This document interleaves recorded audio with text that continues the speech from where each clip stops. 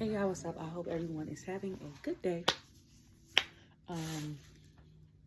Just got done, finished watching Smackdown. I actually stayed and watched the whole thing. I was gonna wash my hair and braid it, but I was like, every match that has been on tonight is a match that I have wanted to see, and it's been a long time since I've seen a show that WWE has hosted where I'm excited for every match.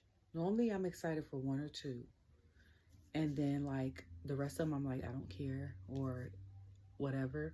And then a lot of times, the ones that I'm not really looking forward to surprise me and they end up being great or better than I expected.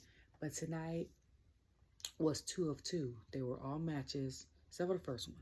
They were all matches that I was looking forward to, and they all delivered. Okay. So, before Bad Blood, I logged on to, got my son from soccer practice. This is the crowd my son wanted to go to. Nashville was kind of, because at first when they were chanting and stuff like that, I was like, I don't know if the sound is low on the cameras or people in production or the sound engineer didn't cut the sound up, or if they're just lackluster. I think it was a little both, because I'm like, Nashville has its moments. And yeah, they have their moments. So before the show started, I logged into Twitter and I saw the video for Bad Blood diffused in the redone version. So the original version is like Metro Boomin and Cody Rhodes in a car staking out, and then now this version has Triple H in it, and then it has like clips of like Roman and Cody. That video had me crying, okay? And I was only probably a minute in when they were meeting in the parking lot, like it was some secret type mission, and Triple H like, I'm gonna need you to do basically some recon. Like, I got hair in my eye, sorry. You in Metro, and part had me cracking up, and was like, Cody was like, Metro, and he was like, Booming, and Triple H was like, how many Metros do you know? And I was crying because I'm like, first of all, it sounds something like something Paul would say, which is still weird for me to say his name like that because I'm used to everybody calling him Hunter. But the second thing is, why they got Cody acting like he's slow? Like, why he acting slow? But I'm like, in reality, even though this was, the cinema script, whatever, I'm like, everybody got that one friend or family member that acts just like Cody Rhodes. Like, you could be having full-fledged conversation with them, and they'll be like, hold on, who's this person, or what? Or everybody got somebody in their family like that. Okay? So, I was trying to figure out also, was the first match starting at 6 o'clock, or was like the pre-show starting at 6? Now that I come to the conclusion that I think the first match starts at 6 o'clock, and they said because they had like a UFC fight type situation later on that night, and it wasn't trying to collide the times, which I understand, you know what I'm saying? TKO trying to get all his viewers, all his money, to get your money, man, okay? But I was like, okay, I need to know, because as y'all know, I don't watch the pre-shows. Most of the stuff that they talk about on the pre-shows, they have mentioned in commentary on Smackdown and Facebook. We've seen clips of it, and a lot of the times, if you have their channel on YouTube, all that stuff, even like, what is it, the Raw, what is it called, Raw Talk, or the Smackdown Lowdown, or something like that, like even interviews, like after matches and segments, be on YouTube. Like, you really don't need the pre-show.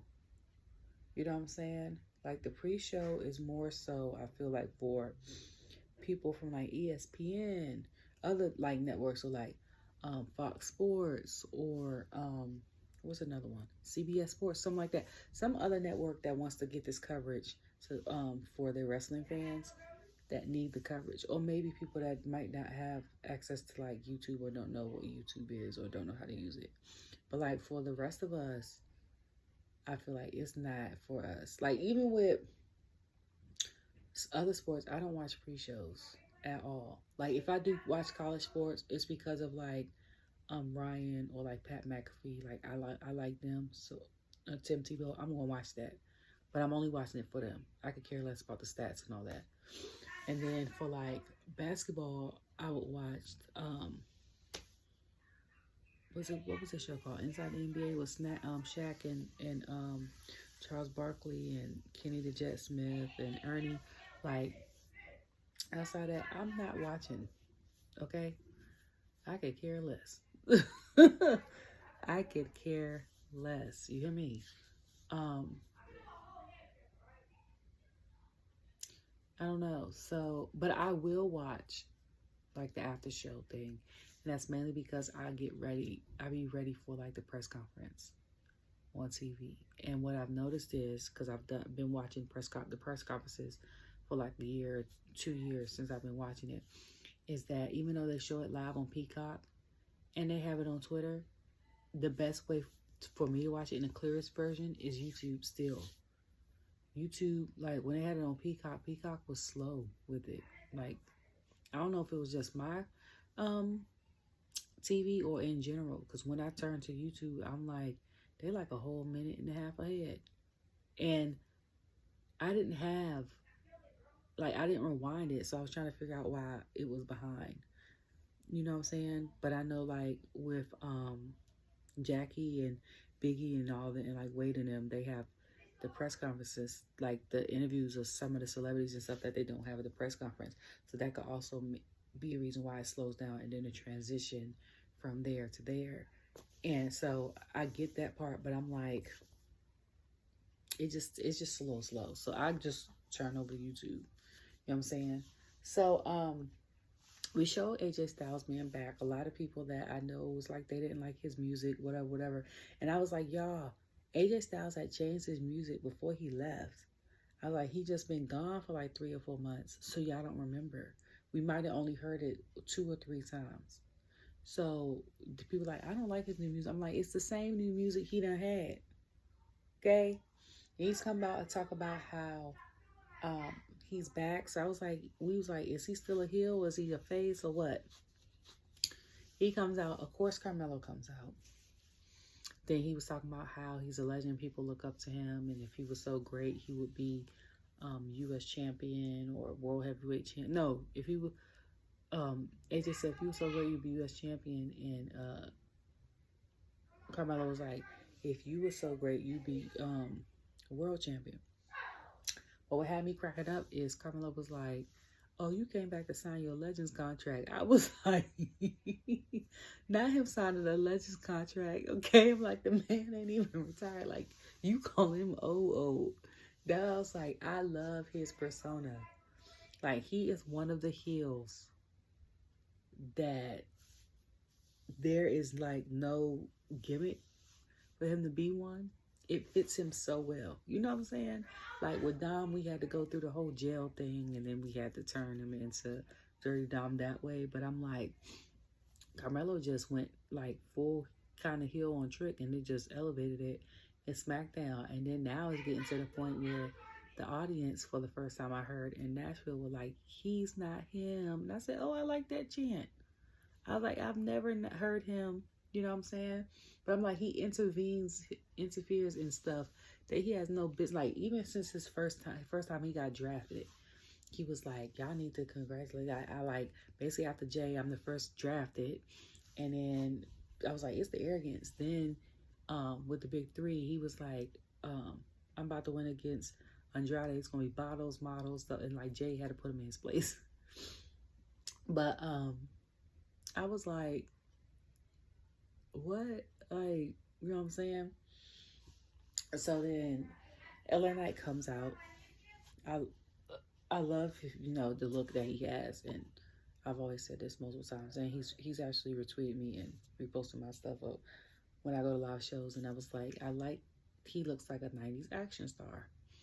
Like the vest, the gear, stuff. And I love the fact that when he comes out, production has his graphic with LA Knight, and then the whole thing surrounding says LA Knight around it. I think he's one of the few that has that when they come out.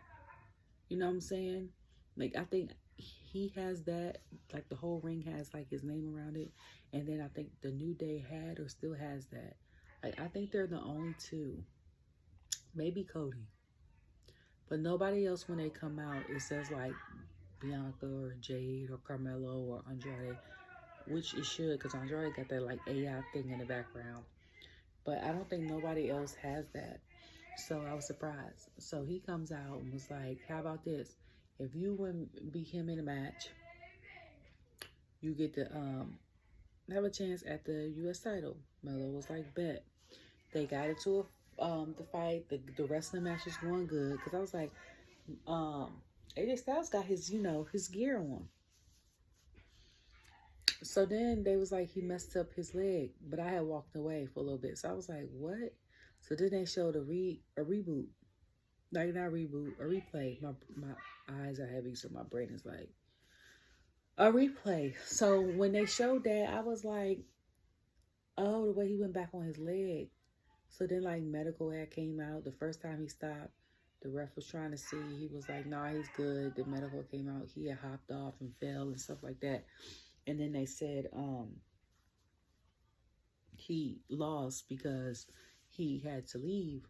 And they showed him later, and they was showing that, like, he had an ankle situation and that they had to go to get him x-rays. So I'm like, they're going to TriStar Hospital, because the only hospitals I know of is Baptist, downtown. Okay.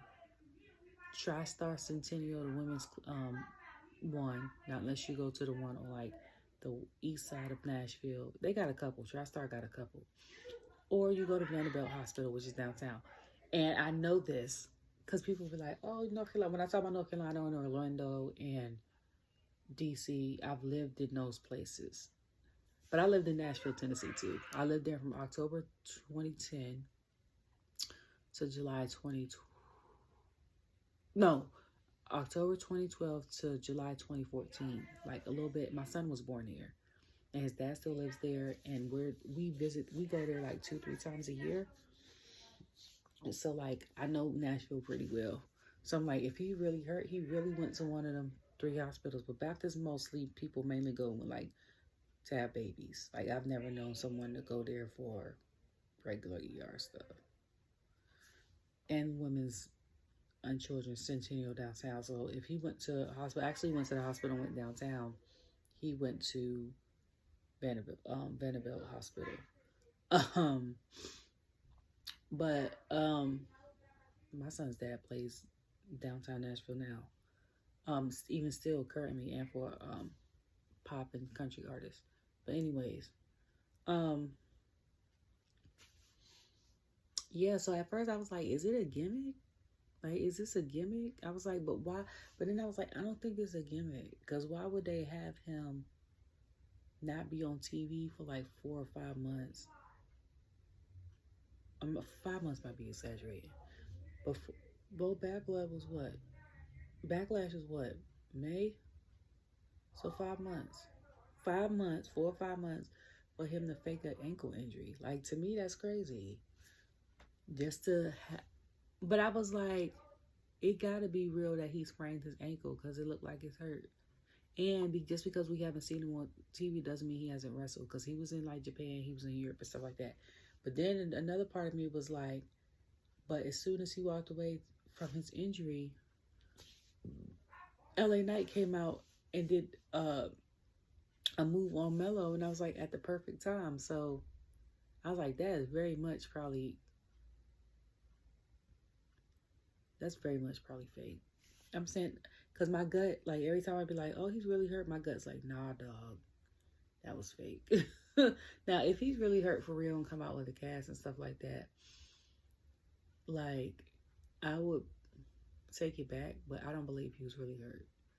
I think it was to enter the feud with him. And then people are probably going to be like, oh, it's going to be a fatal 4 match between LA Knight, AJ Styles, Andrade, and Carmelo Hayes, which is cool. But I'm like, right now, Carmelo Hayes is kind of like Pete Dunne. He got beef on 2 fronts. Well, now he got 3 if you include AJ Styles with a rematch. But he got beef on two fronts because he got beef with LA Knight and he still has beef with Andrade. Because I honestly thought that tonight he was going to have to fight Andrade. I don't know what my brain thought, but that match was never mentioned. LJ. So, nope, it's over here.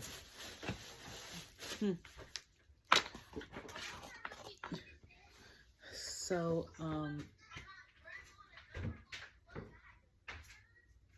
when you put them pants back on? You gotta be on Facebook. Sorry. My child sometimes boys is, I don't know. Because if you let them, sometimes they'll wear the same thing a million times and can shower and the clothes be dirty and you be like, bro, you wore that already. And then other times they'll want to change the outfits 3 times. Like the pants he had on, not the pants he had on earlier today. But anyways, yeah, so I was like, if he had that, so the Andrade thing, I don't know how long that's going to go. That could be a year, some years type thing where like, it was like I said, mentioned before, like Stone Cold and The Rock, or like The Rock and Triple H or something like that, where like they had beef with people in between their feuds, but the feud still lived on for some years. You see what I'm saying? Like, yeah, the feuds lived on for some years. So you'd be like, it could be like that. But then I'd be like, so which would be the beef for years though? Would it be Carmelo and Andrade? Because they have 6 matches in, which cook every time. Or is the beef for some years him and LA Knight? Because before LA Knight became U.S. champion, they had low beef. Okay, so like, which one is it? Or is it both? Because if we go back to like Attitude Era and compare, like Rock had more than one beef now. He had beef with Triple H. He had beef with Stone Cold. Like, them was his 2 main. And then you will see matches of him like with Undertaker and Chris Jericho and stuff like that. Like those stuff in between. Then he was on the tag team, him, Rock and Sock and stuff like that. So it was stuff in between. And then I think he had a tag team match with Chris Jericho. I think so. I think so, because I think I remember like that was one of the most exciting matches that night. But if I'm not comparing like Carmelo to The Rock, I'm comparing like his beef with LA Knight and Andrade to like The Rock's beef with like Stone Cold and like Triple H. Like it could be how he had beef with them two for like years. It could be beef with like LA Knight and Andrade for years. It could. And if that's all he has in his legacy, and then he might have a couple matches of other people in between, and that's all he has, but they cook, his layers to it, whatever, and that's all he needs or all we want, I'm cool with that. Shoot, long as the matches are good and the daggone promos are even better. Or if the promos are good and the matches are even better. Y'all know what I mean, because we already discussed this.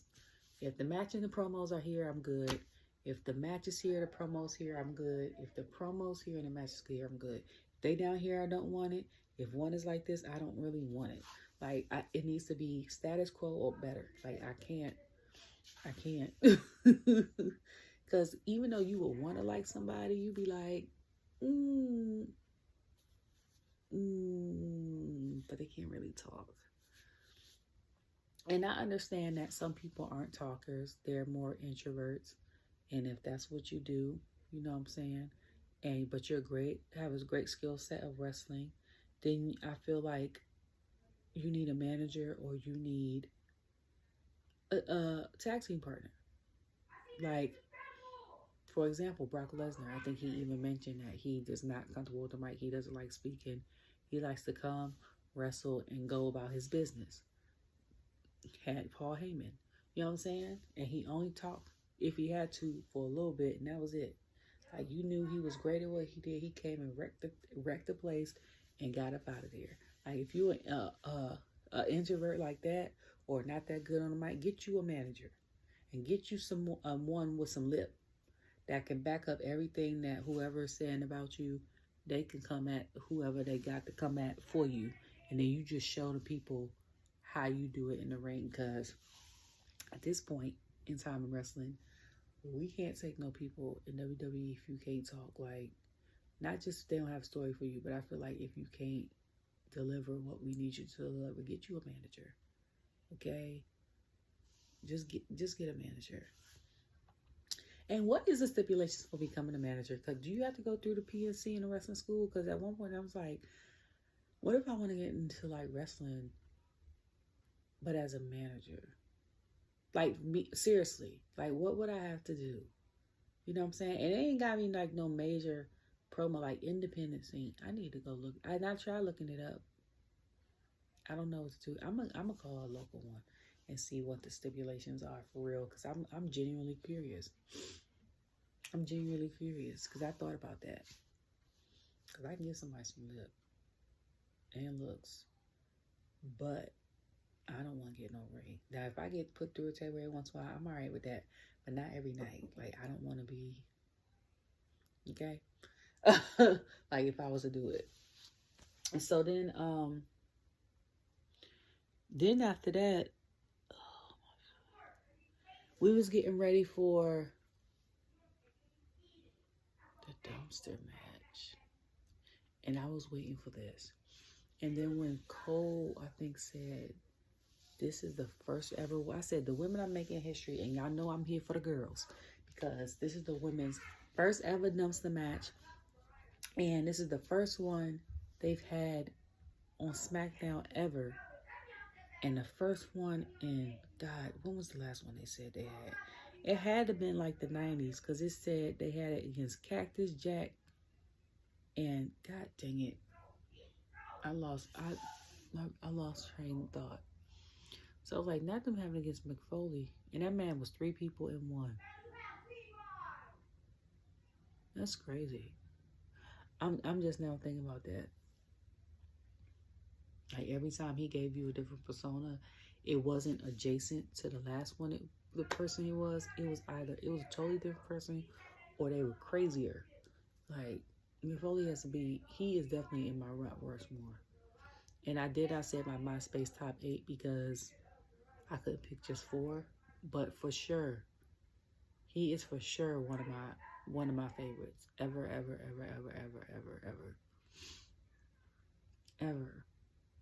Like, he was different. He was different, and he'll accept and go through anything you put him through. I think I showed my son the match with him and Edge, and he set the table on fire. And my son was like, "You used to watch that?" And I was like, "Yeah, that's what it looked like back when I was watching it." So, he still ain't closed his door. Yeah, so the next thing was, it was a dumpster match. Let me tell you something about Chelsea, okay? I hated that Karen persona she had when she first got the Raw, stressing Adam Pearce out. Like, I couldn't stand it. And it's me personally, because she was getting very much entitled girl, and I hate entitled people. Like, entitled people hurt my nerves. So she was like, "You gonna give me this, or I'm gonna call your boss." And I'll be like, "Girl, like, and I tell you, I do not like people that think they're entitled and think that the world owes them anything. Like, I can't stand them. And that's why I could not get with her character at first, because I'm like, she is very much one of those. And then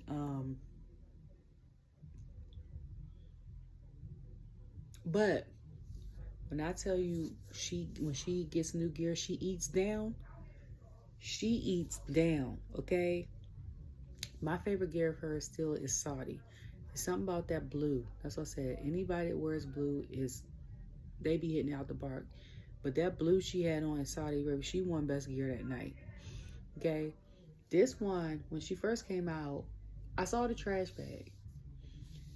And I think Corey was like, she's dumpster chic. I said, the hell is that? Because I was like, and they was like, she looks like a great sanitation worker. And I was like, oh, that's what she is. Because honestly, I promise you, I thought she was like, had on Girl Scout gear. And then I was like, but it's a dumpster match. But it was a sanitation worker. And then whoever sold the trash bags and taped it up with masking tape, that was genius, okay? I don't know if she contributed to the gear, like her ideas, or if she was like, I'm doing this dumpster match, I want it to be. And I was like, that was very much, that was cute, okay? Then Michin comes out. Let me tell you something. I love this version of Michin as far as looks-wise go. Now, the women always look phenomenal. They're always beautiful. And when she first came out with the half blue, half black wigs and stuff like that, like, I loved it. It was different and stuff like that. And then the contacts. But I'm loving more so natural Michin, where she has her hair, like, half braided like mine with the 2 ponytails. And then she'll have, like, her natural eyes. And then I was like, I love Michin's gear. Okay, like how I say I be loving Alba's gear because it's like cute and comfortable, even though I could wear Alice too. But I was like, Michin is like, she said, to hell with this gear. Got regular clothes, bought like a regular shirt from Walmart or something, and some matching like shorts or something off Shein or Walmart or whatever, and then was cute and comfortable.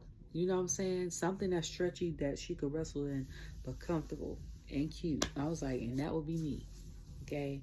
Because I'm not, I don't know. Because if I was like fit in a certain way, I might show off all of me. Because I know at one point in time in my life when I get old, I'm not going to look like that no more. So I can go back and look like I had it. You know what I'm saying? Like back in the day. But at the same time, I'm like cute conservative. So like I'll show legs, I'll show belly. When I used to go out, if I wore like a bralette, I would have like a vesting over it. So, but I wasn't like completely, you know what I'm saying? So like for me, some of the stuff that some of the wrestlers wear, is beautiful, but I'm like, I couldn't do it only because I would feel uncomfortable wearing it my own self. And then, you know, to have all those people watching you, I'm like, well, that part, once I'm in my element, I don't care about. But it's like me just feeling comfortable leaving out the door, out the room. That's what it is for me. So if I feel like I'm cute and comfortable and the gear is fire, whatever it may be, I'm all for it. But if it feel like I don't feel comfortable in it, like self-esteem wise, I couldn't do it. I couldn't do it. So that match was like real great. And I said, is this a no DQ match? That was my first thought. Because I said, if it's a no DQ match, I know Piper's coming out here sometime during this match. So for a while, it's real one-sided. Like, Michin started out with the kendo sticks beating Chelsea. And Cole was so excited because he was like, I get to see her go through a dumpster and stuff like that. And Corey was like, she comes from a long line of sanitation workers or stuff like that. She's sanitation royalty. And he was like, where you get it from? He was like, Chelsea told me. And I was like, the hell? So then, of course, Piper comes out. And Piper had that cowboy hat on because we're there in Nashville. And I'm like, Piper was giving me Park Ranger with her gear. And then she was beating Michin, and I don't know what happened. I literally looked down the tweet for a second and looked up, and it looked like she hit her head on a dumpster. So, Chelsea tried to do the unpretty her. It didn't work. And then Michin put the table over the dumpster. Then when she power bombed her then before that, all of that, something happened where Michin, like Chelsea overtook it before she did the unpretty her. Michin ended up in the dumpster. Chelsea realized she was in the dumpster and was like going over there and put the top on. But because it took her so long, because I'm like, go ahead, Chelsea. Like, I was rooting, you know, because I'm here for the girls, but I'm like, this match was very much one-sided. So I was rooting for Chelsea, like, okay, we're getting some momentum from her. And I was like, by the time she did it, Michin popped up. So I'm like, yup, yeah, that's over for you. So then when it came back around longer after Piper and stuff was knocked out, she got the table. And before that, when Michin came out, she was bandaged. She's bandaged up right here. And I said, my poor girl, Maya, okay?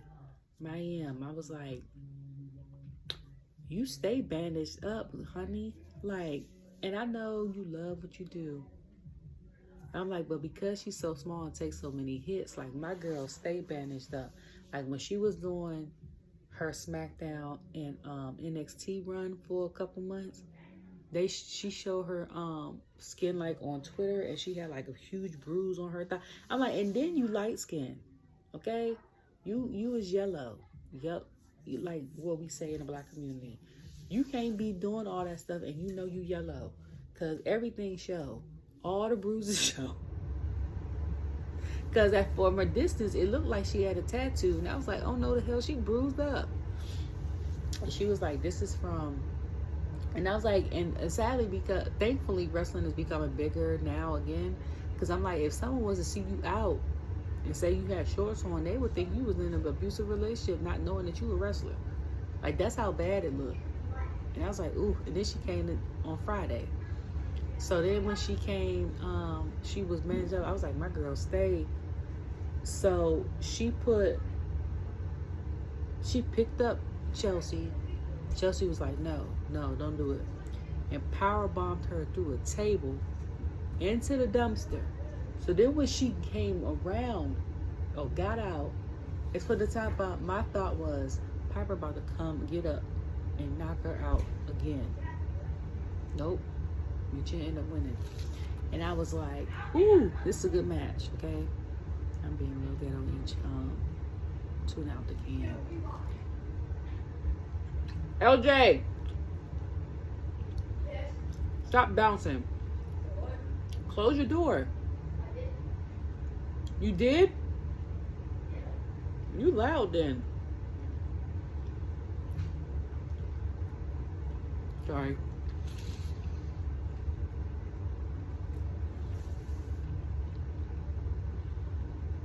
I started eating tuna out the can in college. When you broke. And my mom used to give me, like, we didn't have eggs like our dorm rooms. You couldn't boil like eggs and make like tuna salad and stuff. So I used to take tuna like that and bread, you know, like mustard or mayo. I'm about to get some money. And eat it like that. And I became used to it. So if I don't make tuna salad, I'll eat tuna out of the can with some crackers or something. But I didn't feel like getting crackers. And I bought club crackers too, which I haven't had in forever. Or I'll get like a piece of whole wheat bread. But anyways, so what had me crying was when they walked up to Pretty Deli. Piper walking like this. Chelsea's like, so they walked up to Pretty Deli. They was like, ooh. And I was crying. So then, randomly, A-Town Down Under comes with the chocolate cake. He was like, what is that smell? Is that my cake? And Gracie goes, no, it's Chelsea Green. I was crying. And then what sent me over the top is when Legado del Fantasma, Angel Umberto came out and smelled it and started, he walked away. And then Nick had all these puns. And she was like, okay. So then Carmelo came and wanted to talk to Nick about his match with LA Knight. And he was like, I'm going to discuss it with you next week. And then he just like this to LA. He goes, I mean, LA Knight, I'm sorry, Nick. It walks away. I was crying. And then what had made it worse is Indy recorded her in the shower and posted it on Twitter of her standing in the shower like this and was like, Chelsea, are you okay? Like, how does it, how are you? And she's like, do I look like I'm okay? I was done. I was like, that is crazy. And she just washing away, fully clothed in gear. The trash bag is gone though. Fully clothed in gear, hair wet, just in the shower. I was like, this is crazy. I was like, thank you, Vicky Guerrero, okay, for this match. Because I was like, that is crazy. So then the girls come out. The Stormiest duo come out, Jade and Bianca. And they got on matching pink. And Jade representing for the D9 because she had on her AKA jacket. And I say, I know D9, especially the AKAs, are losing their mind that she's has that jacket on. And I was like, and I bet you a lot of them don't even know she's a part of the Divine Nine. D9 stands for the Divine Nine. It's one of the 9 sororities or fraternities incorporated black fraternities or sororities. There's other ones, but you recognize the 9 mainly. Those 9 are mainly the main ones recognized. And according to my friends that are AKAs, she's a part of the first family, PH first.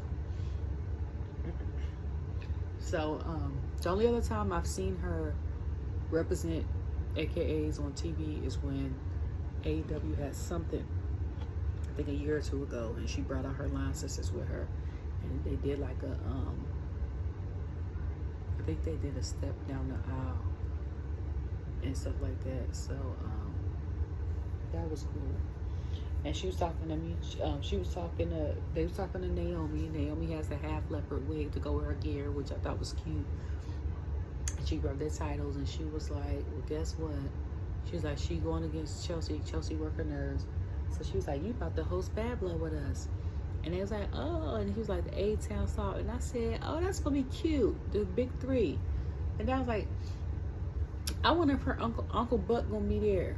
And I said, if you know, you know. Okay? I'm watching Total Divas. Like, he was very prominent in her story or her lifestyle show with John or Jimmy. So I was like, and I think that's one part of the thing she wanted to move Atlanta because he was there. So I was like, that's gonna be a good show. And some people's like, I didn't know they. Like, how you don't know they was hosting that? I just want to know what the matching gear is gonna be. So then when they start doing the A-Town stuff, Bayley comes out and does it, and that had me crying. Bianca was like, because you know her and Bayley don't rock with each. She don't rock with Bayley. So she's like, I gotta talk to you. Like, I'm about to go talk to Bayley. Go talk to Nia. Like, whatever, you know, I got you. So Naomi gives her this hard pat on the back. And I'm like, why is that pat so hard? Okay? So Bayley comes out and was like, Queen, I know basically you busy, yada, yada, come out. She was like, Miss Champion. So Nia comes out. She's like, you bring Tiffany if you want. And then it took them all day. And I was like, she was like, is she on Tiffany time? And people laughing. And then Bayley was basically talking about how she has a dominant reign and how she appreciated it. And she was like, talking about you got to watch your back because there's been multiple times where Tiffany was going to cash in on you. And Tiffany got in front of her and was like, excuse me, ma'am. Like, you think all I need to do is cash in on Nia. I could beat Nia only by cashing in. She was like, I could beat Nia without cashing in. Nia was like, excuse me? And she was like, oh, I'm sorry. I didn't mean that, my queen. She got real nervous. She was like, my queen, I didn't mean that. Like, she got me real mad. And then I was like, I know you was mad because you called that girl Pam. Like, you call her by her government. Because when she said Pam, I said, oh, not her government. Like, not you calling her by her government. So then she, I think she ended up, oh, and when she was coming out, because Nia and Tiffany look phenomenal too, I think Cole had said something like, is like every girl that comes to Nashville, blonde girl coming to Nashville, have to wear a hat and the cowboy boots? And I said, yes. I say they think it's a thing. Like, everybody in Nashville walks around with cowboy boots and cowboy hats on. Like, that's not what they do. Like, the tourists do that, okay? Not the people that live there. Not unless it's like a look, or they for their country artistry or something like that, or it's a look for like their job. They don't walk around doing that, okay? Now, I said, ironically, though, I said you see a lot of them doing it at bridal parties because for some reason, Nashville is like a spot for bridal showers. Like I said, my ex plays at these bars and stuff like that and for artists. And it's always like bridal parties. And I was like, and ironically, the brunettes have more fun and be more lit than the blondes do.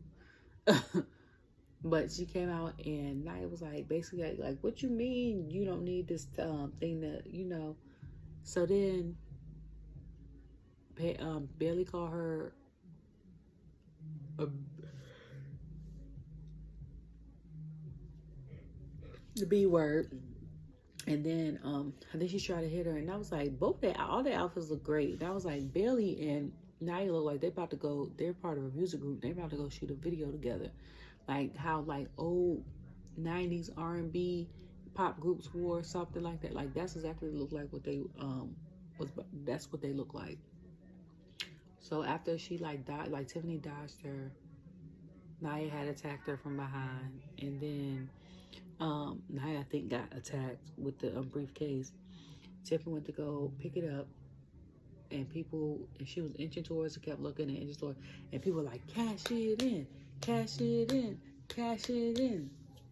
And then she leaves up and she looks at her like, and I'm like, y'all want her to cash this thing in so bad. I said, I guarantee she probably not cashing it in before Survivor Series. I could be wrong. I said, if it's not Survivor Series, it's definitely by the Royal Rumble. She's not cashing that in right now. Okay? And which would be a good thing though, because if she cashes it in, Charlotte comes back, the queen can fight the queen of the ring. And you know what I'm saying?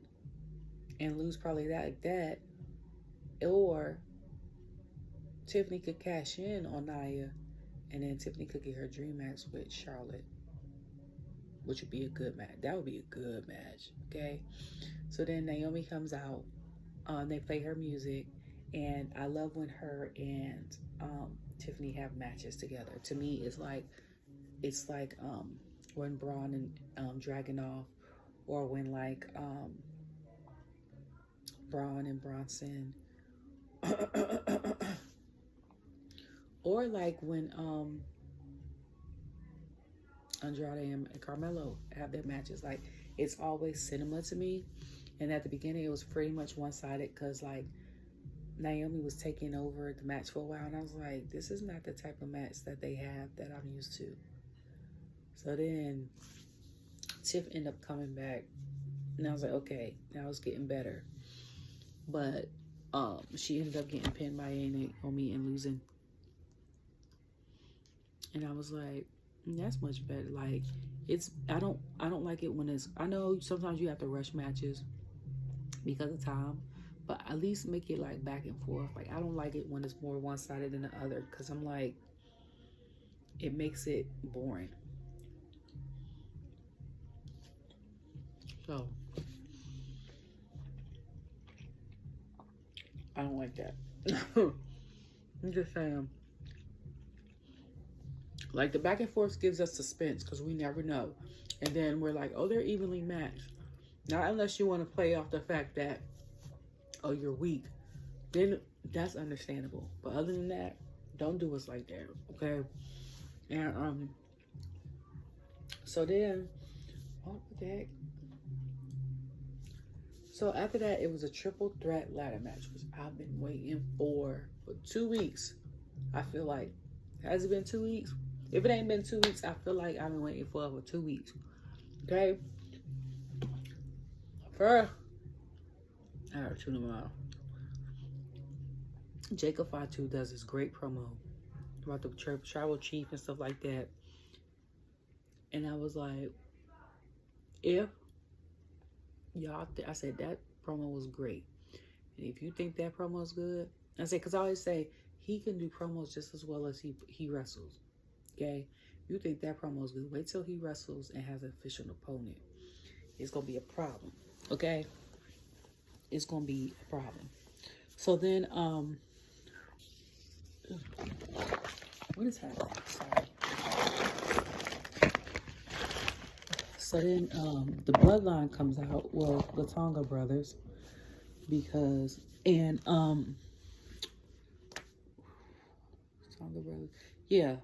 The only thing I would say about them when they came out is I low-key want to see them in different gear. Like every time they've wrestled, they had the same gear.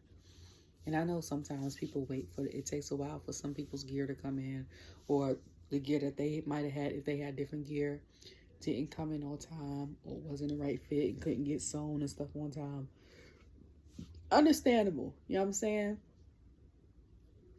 But, okay, I want to see something else. I know the colors are red and black for the bloodline, but can we get something else? I feel like we always see them in the same gear. Tama Tonga and Tonga Loa, please give us something else. Give us a mostly red gear with like some black, or give us the same gear but like different designs. Like give us something. And then DIY came out in the Smackdown gear, which y'all know I always say the blue is everything. I don't care who wears it in WWE. The blue be hitting, okay? That blue be hitting, not the Carolina blue, okay? Not that blue. And I had told, I had tweeted that and put it on Instagram on Mike's thing, and he liked it because I'm not a Carolina fan. Not that blue, okay? The regular blue, the royal blue, okay? Come out, and so like, there's Triple H and Shawn Michaels coming out to get their tag titles back. I'm crying like R-Truth done started something. Because I'm like, now that's all people call him. And then, of course, y'all know who I wanted to win came out. And I seen them. I said, okay, they got the blue. I mean, they got orange on. Okay. So I was like, then he took a thing off. I said, and Dawkins got on stripes. I said, he a Bengals fan. He from Ohio. I know Johnny Gargano is from Ohio. He's a Browns fan, Bengals fan. And then I was like, I guess Ford decided to wear orange too because the Bears got orange in their gear. I was like, I want y'all to win so bad. But then I said, Dawkins, okay, I see that your gear is representing the Bengals. I'm like, y'all gonna lose to us on Sunday because they play the Ravens on Sunday. And I think they're number one in our division still. Are they? I gotta look that up. I think we're 2-2 now. I gotta look that up. But I need us to be first. Okay? Because us being in the bottom two was not it for me. Like, god dang. We have one of the most competitive divisions in the AFC. I feel like, especially last season. I'm sorry, I'm going off on the tangent because it was so close last season that if one of the other three teams had, lost, the rankings would have switched up. So thankfully, last season we didn't lose, and we were literally one game away from the Super Bowl. Of course, but KC. So, and we lost to them. That was our first game, I think, this season, and we lost to them. Ooh, my back. I'm in my arm. Sorry. Ooh. I don't even think I did. Did I do this?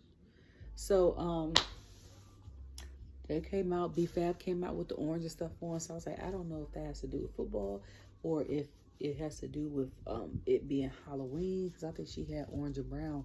But I think she might be a Cleveland fan because I know she's from Ohio too. So that checks out because all three of them got orange in their gear, like on their favorite football team.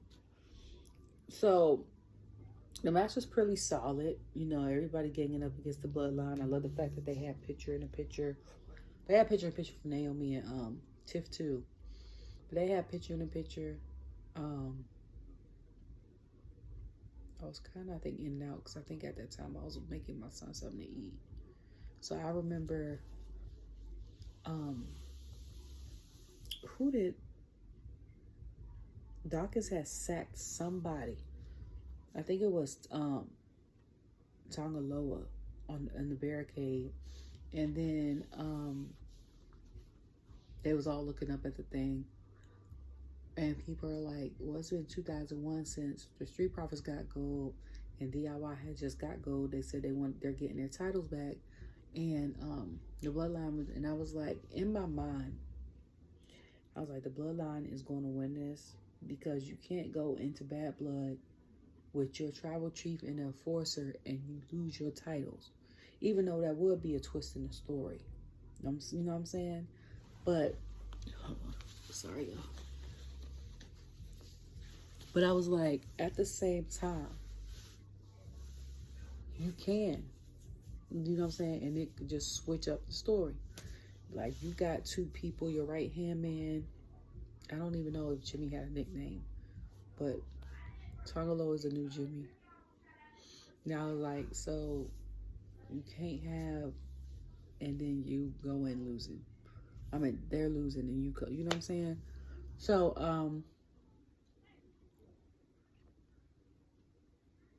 I just remember that part. I remember the part where I caught the second half of it. Cause I remember DIY tying down, I want to say Tonga Loa on that chair, on the table. And then they telling Montez, like, go, go, go. And Montez climbed on the rope. And Cole's like, he went from the high heavens to hell. And he went through the table and put it through the table, but then popped back up. And I'm like, and then Dawkins had put Tama Tonga on his shoulders and slammed him through the announcement table. And I was like, that was crazy.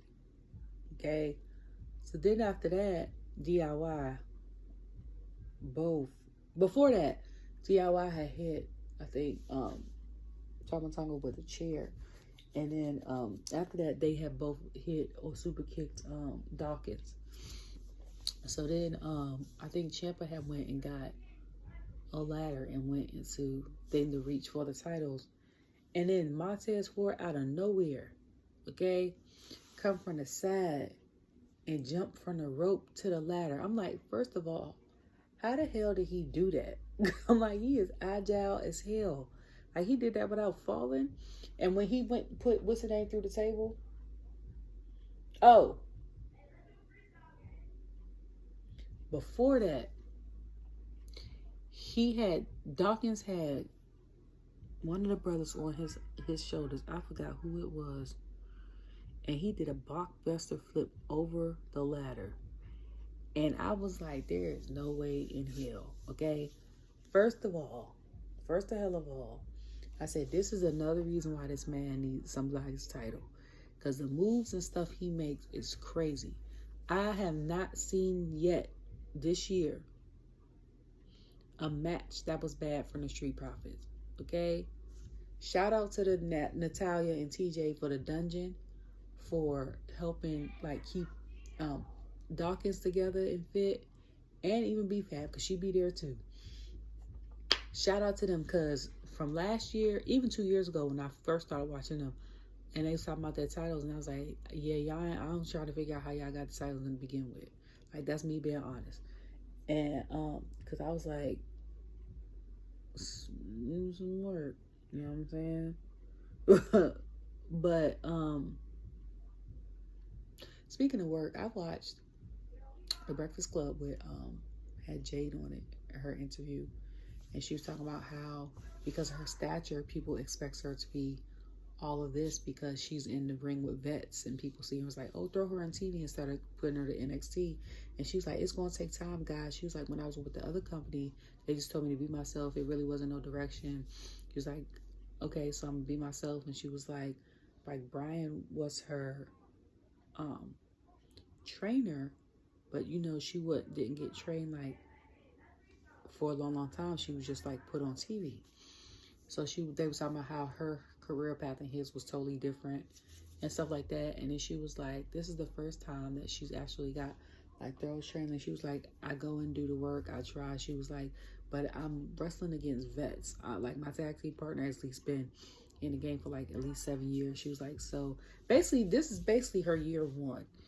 Is basically what she's saying. Be patient with her.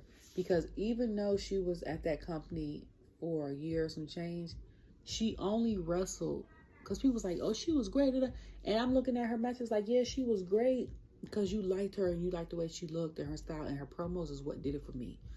But I'm like, because people was like, her matches never lasted more than 5 minutes. And I said, and that's why. Because her matches never lasted more than 5 minutes because she wasn't really ready training. Like here now, you could see the difference. Like when she and them attacked people in NXT, vast improvement, okay? Like now she could have matches longer than 5 minutes. Now I don't think, I ain't gonna hold you, that she's ready to be solo yet, okay? I say give her, whatever time in the year that her and Bianca had teamed up. What was that? After WrestleMania? I'm just talking about just them two. After WrestleMania, May, right? Backlash. That's when I feel like it's been a year. She done maybe had 300 matches. That's when I feel like she could go solo and start her own journey. You know what I'm saying? Because she's still like learning off Bianca. She learning off other people. Then because she was like, she just did her 100th match like a month or two ago. So, you know, but she was like, she's talking about how she has to go and get her lick back from Nia because of Bayley, her baby. It's Nia saying stuff in her face and stuff like that. But yeah, because I always say that. I be like, I love Jade. I love Jade down. I'm here for the girls, especially black girls. But I'm like, I always say she needs to go back to the Performance Center. And then people were like, oh, she can't go to Performance Center because she's on main TV. I don't care about that. Corbin was on Raw and they sent him to NXT. You know what I'm saying? The OC's on SmackDown. Hell, they might as well say they on NXT now. They back on NXT. Ced and Adonis, Shantae and Adonis are back on NXT. And I think mostly because I've been complaining that they need more camera time, which they've been getting. So thank you. And then, like a lot of people go back there either to help boost up NXT or to help develop their skills. Like, but you're not fired. I'd rather go back like, hey, you need work on it. It's just like going to any job and say, hey, okay, you do all of this great, but this is the part you need to still train on, or we need a different type of training for you. So we're going to send you here. We're not going to let you go. Let us know if you got it or not. And if you got it and if you don't got it and it don't work out, we could try to find another position for you, maybe backstage or something, image consultant, whatever you wanted to do, a commentator. Or we just gonna have to part ways. Like, it's nothing, it's business. So, you know what I'm saying? So it happens all the time in other companies. So for people to be like, oh, basically she's above, no, she's not. At the end of the day, they're still employees. Yes, we love her, and yes, we love other people there, but if they need the work done and people that are vets that are now in corporate that are in Hall of Fame, you can see that, then that's what you need to do. Like, I don't understand the backlash. It's not hate. Like, if you will want to be the best, you will want your fans to believe, to know that you're the best because that's what they already believe. So you don't want to come into anything like halving it. So, like, I get it. Like, when she was like, she wasn't mean about it or stuff like that. She was like, y'all just be patient with me. And that's what we doing. We not booing or nothing like that. But at first we was just like, okay. But, yeah, so he come out, he does it, and I was like, that's another thing. Reason why Montez needs to, because that block was like, had me. Then when he threw it, so then Tongan Low come out of nowhere, okay? Out of nowhere. And he ends up climbing on the ladder after Johnny wrestling, and Dawkins climbs on the ladder too. And then Ciampa and Dawkins go on one ladder and crash it. Montez and Johnny go on the other ladder and crash it. Then the brothers end up picking up the thing and end up still retaining their tag titles. And I'm like, how long is this going to go on? Now, I will say, that match that could have been on Bad Blood. And I said that last week before last.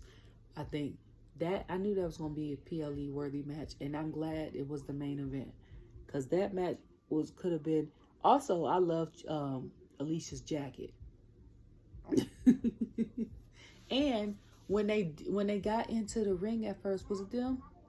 It was one part of the match where the camera went down for a second, or they showed it going down for a second. And I said, who in production is calling the cameras? So you know you go to production room, some people be like, okay, we're going to turn to camera 3, camera 2, camera 2, and it's somewhere in there that's doing it, so we can get different angles of different stuff. Okay, you're going to zoom out, camera 4, And somebody must have either hit the wrong thing or called the wrong thing, because we saw the floor for a second. I was like, either the camera person got knocked down or somebody called the wrong camera on the TV or something. But other than that, that was the best show on SmackDown for a while. And like I said, it's because I anticipated every single match. I couldn't wait to see every single match on there. And I'm not saying it's going to be like that every week. Most of the shows have been decent. You know what I'm saying? Lately, the past couple months prior to Raw, NXT have been winning. But this week, let's see who I'm going to give it to. I'm going to say honestly,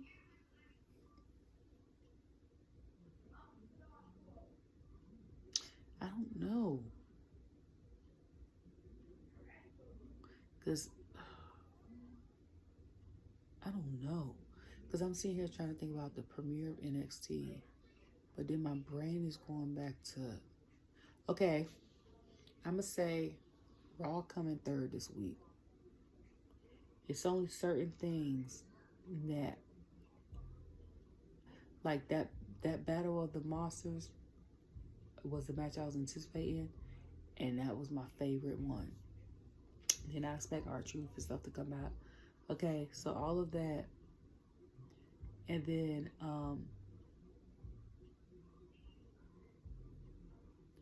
thinking about this other man.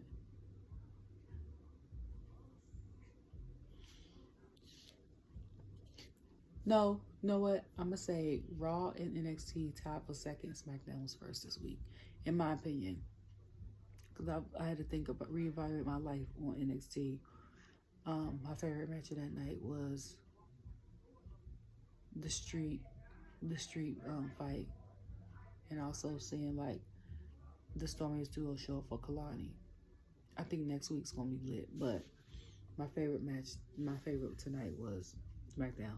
But I'm about to go to bed because it's 11:12. My son has 2 soccer games at 10 and 11. We have a church picnic, and then I have to get ready to come back here to watch Bad Blood, and it's gonna be an all-day thing, and I'm exhausted. So you guys have a great night, and love you all. Bye.